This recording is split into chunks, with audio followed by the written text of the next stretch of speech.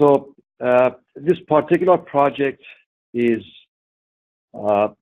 related to the development of the guide for closure zones in the ABC projects. And we are hoping to finish the deliverable for this project by March of the 2019. So as a way of the background, while we are spending lots of times on the design of the different part of the bridges for strength, nevertheless, the service life is a concern, not only for the ABC projects, but also bridges in general.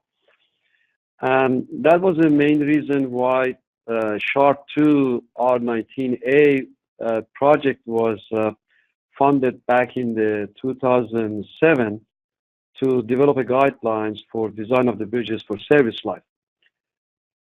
So the product of the main product of the SHARP 2 R19A project was the design guide for bridges for service life. And I have the two links over here.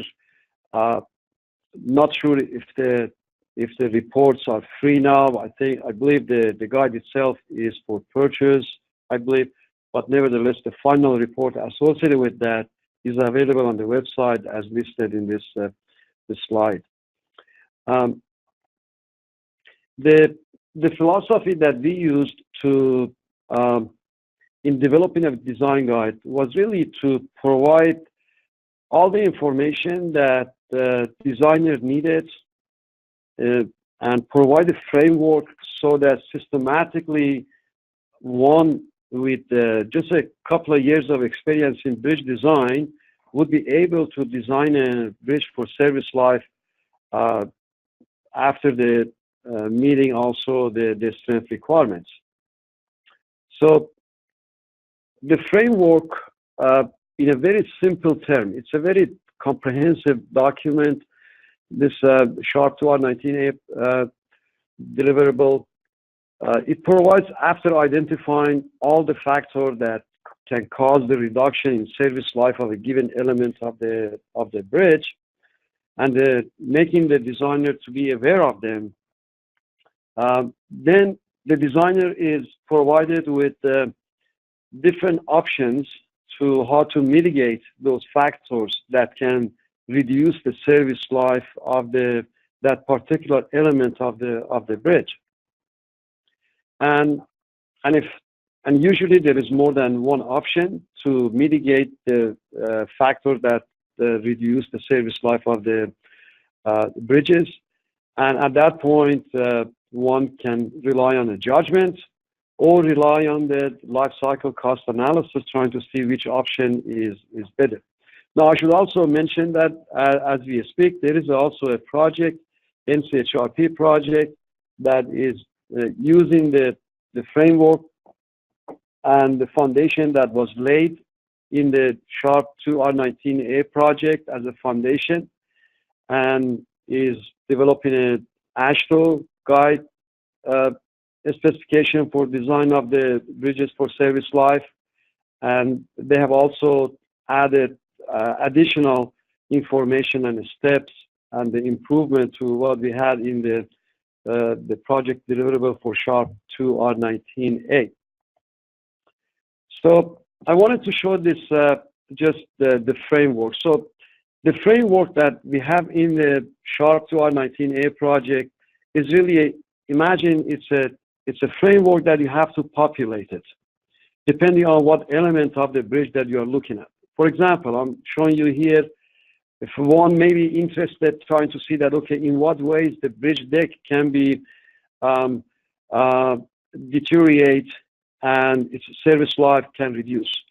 So the idea in this guide is to put the procedure in a very systematic manner, so somebody with even a couple of years of experience could follow the procedure. So in the case of the bridge deck, for example, there are two major reasons why the bridge deck have to be replaced because of the service life. One is it's just obsolete or caused by the deficiency.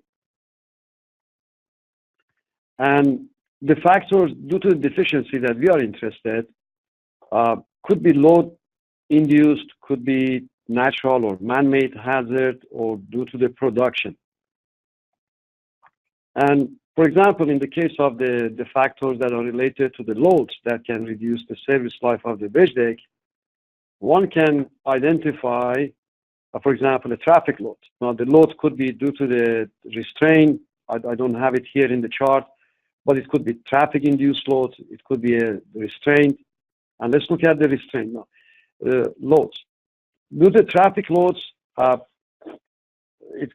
fatigue can cause reduction in the service life of the bridge deck, or the overloads, or the wear and tear. So what in this so-called the fault tree, the last line that's in the circle, these are the fundamental factors that can cause a reduction in the service life. And for those, one have to come up to select a strategy to mitigate them. For example, for fatigue, let's say for overload, you may want to increase the thickness of the deck, for example. For wear and tear, you may want to use the overlay, and so on. So, and that's where for each one of them, there could be a strategy that you may approach to mitigate it. And if there's more than one, you can use the judgment, or you can use basically the life cycle cost. Okay. So now in this project, our objective is trying to customize this design guide for bridge for service life for ABC project.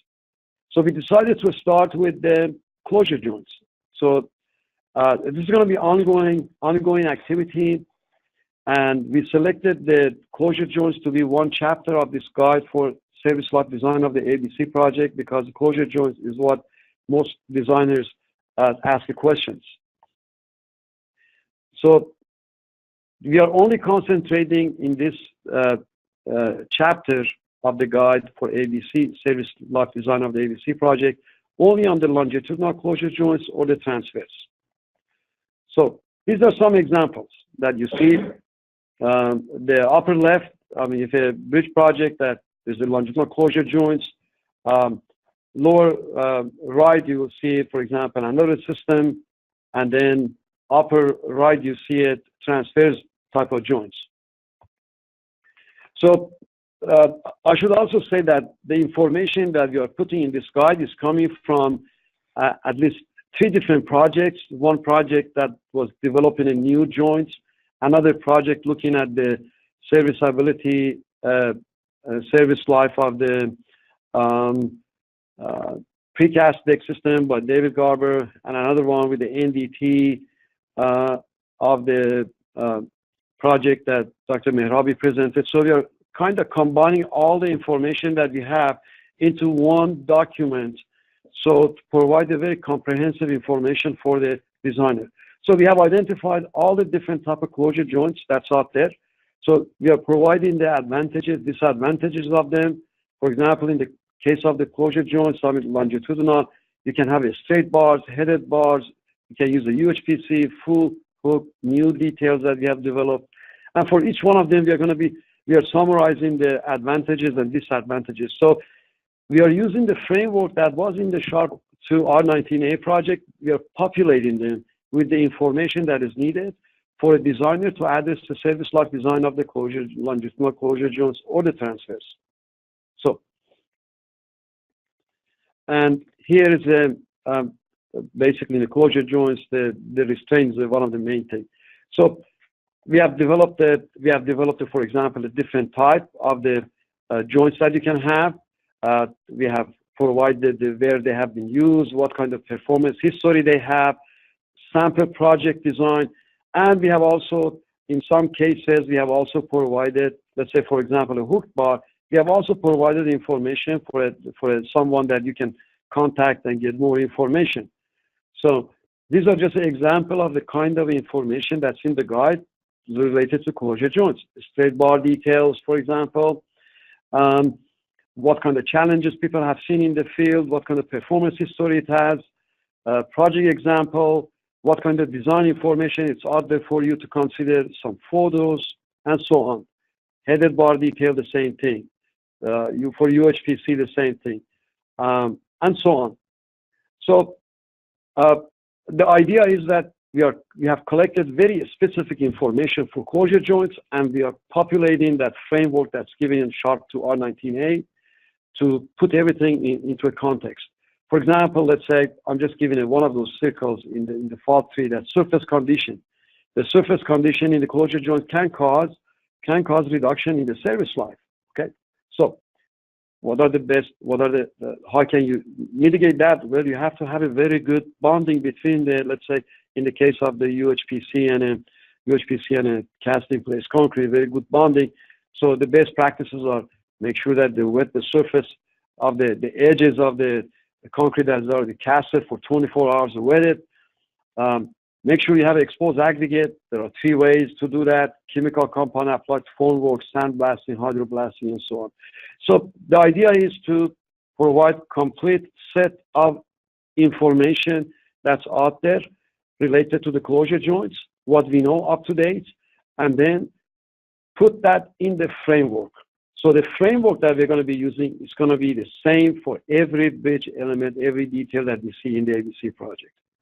And then provide all that information and the steps that the designer with just a couple of years of experience can go through it, and in a very systematic manner. And that's the key, a very systematic manner. For a designer that only have maybe a couple of years of experience with bridge design, will be able to design the ABC project for service life. So with that, I will conclude, and I'm not sure if there's any time, and I will answer the. Yes, we have few minutes, Dr. Aziz.